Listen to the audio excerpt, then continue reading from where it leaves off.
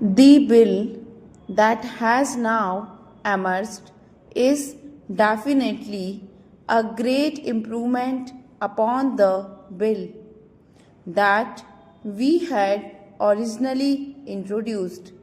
Sir, the basic effort in this bill has been threefold. Firstly, to safeguard the interest of the consumers because, as I said, it is the unsuspecting consumer and particularly women and children and weaker sections of the society who are the main victims of this evil. Secondly, it is to prevent undue harassment to the trader, whether it is the producer, the wholesaler, or the retailer. Whereas we should certainly keep a very strict watch upon them.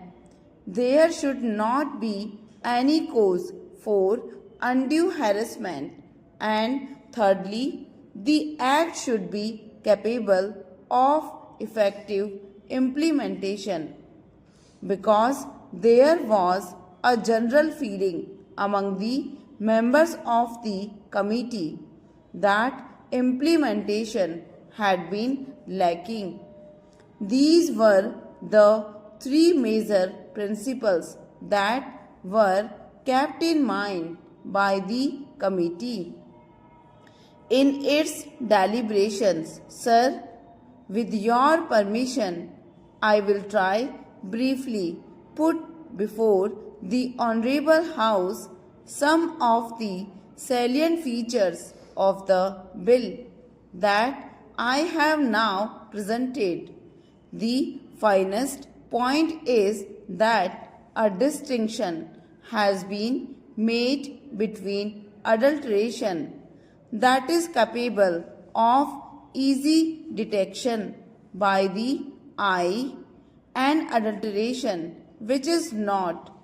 In other words, if something is adulterated and is visible, at least the consumer has the opportunity to take necessary precautions, but if it is proceed and cooked, then there is no way by which the consumer can know whether it is adulterated or not until he has reaped the ill effects of adulteration. Para.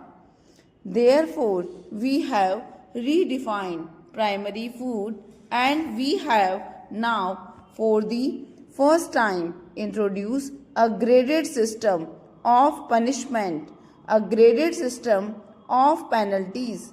On the one hand, we have exempted altogether as a result of a lot of evidence that was brought before us.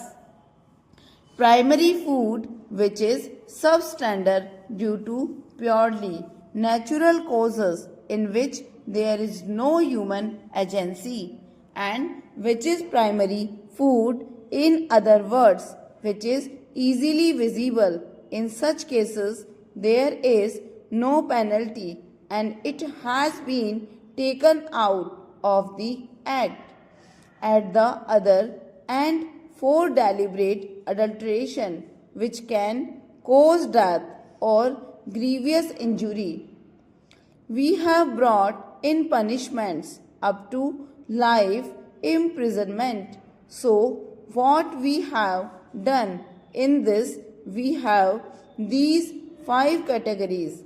Primary food adulterated due to purely natural causes is exempt.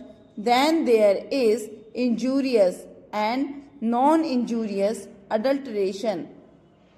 Here we have got a graded system of penalties going up to life imprisonment so that deterrence is there and people realize that they cannot play with the lives of their fellow citizen. On the other hand, non-guilty people are brought within the mischief of the act. Stop.